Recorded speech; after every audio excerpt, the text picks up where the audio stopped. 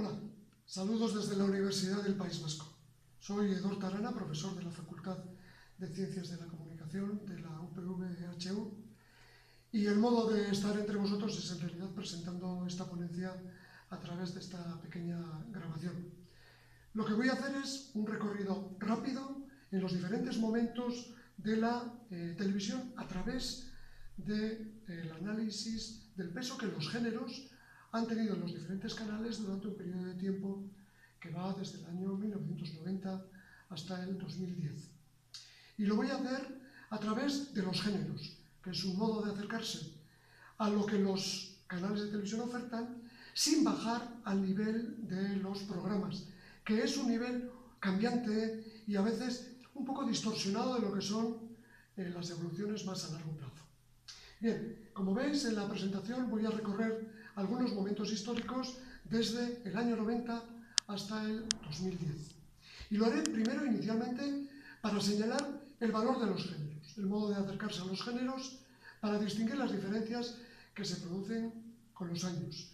Y además hacerlo distinguiendo algunos momentos históricos que han sido relevantes. El primero de ellos, sin duda, ha sido el cercano al año 1990 en el que se produce la aparición de los canales privados, de los primeros canales privados.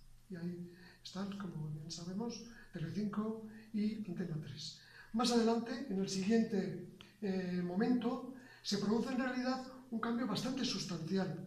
Pero vamos a pararnos un momentito en ese momento inicial del año 90, de la década de los 90, en el que se da una influencia de los canales privados que rompen el monopolio de los canales públicos, una serie de cambios muy relevantes. Uno, una tendencia desde entonces imparable hacia la espectacularización de los contenidos. Dos, el uso de las técnicas de fidelización de la audiencia.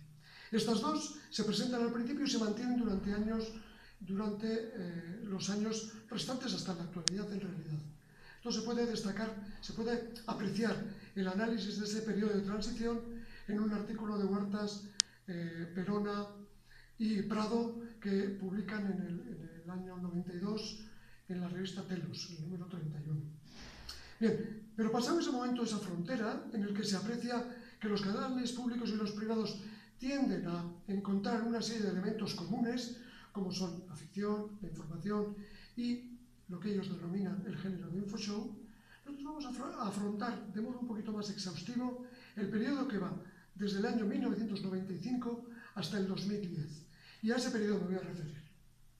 Bien, en ese momento, entre el año 95 y 2010, me voy a fijar, por una parte, en el peso que tienen en los canales generalistas los grandes géneros, veré si ha habido algún tipo de evolución y finalmente veremos si hay diferencias entre los canales públicos y los canales privados en ese periodo de tiempo hasta el 2010. Y lo voy a hacer de modo gráfico, iré repasando una serie de transparencias. La primera, en esta se aprecia el peso que tienen macrogéneros, ya con los datos de Kantar Media, desde el año 95 hasta el 2010, podemos apreciar que existen una serie de géneros de mucho peso. Por ejemplo, 1 de cada 3 horas de la televisión que se emite en el Estado español es para ficción. Luego le siguen, es verdad, la miscelánea y los informativos. Pero todo el resto de los géneros, excepción hecha de los culturales que ocupan un modesto casi 13%, el resto de los géneros no tienen mucho peso. Pero esta relación, esta gráfica que lo que nos enseña es la media, en realidad podemos detallar un poquito más y vemos que la diferencia entre todos los canales que se emiten en el Estado español ha sido cambiante.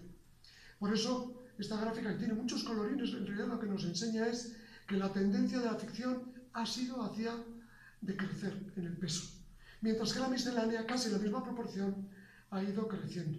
Los informativos ya veis que se mantiene una tendencia un poquito ascendente. Pero esta evolución no se da de modo igual en todos los canales y desde luego no se da en relación con los canales públicos y los canales privados. Veremos la comparativa.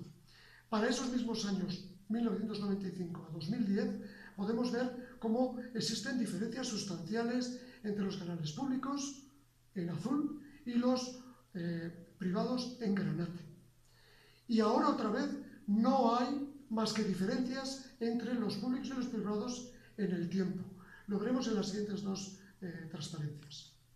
En esta, por una parte, vemos que en los canales públicos la ficción ha conocido algún vaivén, el magazine ha conocido una tendencia hacia el crecimiento y los informativos y los culturales se mantienen al alza. Mientras que en los canales privados las diferencias son terribles. Por una parte, porque encontramos que la ficción ha conocido un descenso importante, muy importante, que pasa del 60% de las emisiones en los primeros años, en los años 95, 96, 97, hasta el 2010, en que conoce sus cotas más bajas. Tendencia contraria es la de la miscelánea, para compensar quizás el peso que tienen los programas de ficción. Vayamos al repaso de los géneros, siempre siguiendo la pauta de los datos que facilita Kantar Media, y vemos cómo esta variación se produce de modo bastante distinto dependiendo de los canales públicos o privados. Esta gráfica nos enseña en la ficción cómo se produce esta diferencia. Pero algo similar ocurre con la miscelánea, con la información y con los programas de deportes. Voy a enseñaros brevemente, solo un momento, los programas culturales, quizás solo para que quede de manifiesto la gran diferencia que existe entre los canales privados y los públicos. Los públicos en azul y los privados en granate. Existe una diferencia abismal entre los dos. Y luego hay una última diferencia entre el año 95 y 2010 que me gustaría destacar. Y es la de que existen algunos entes de televisión que emiten más de un canal. Y ahí se ha producido una especie como de reparto de papeles, una especie de dicotomía.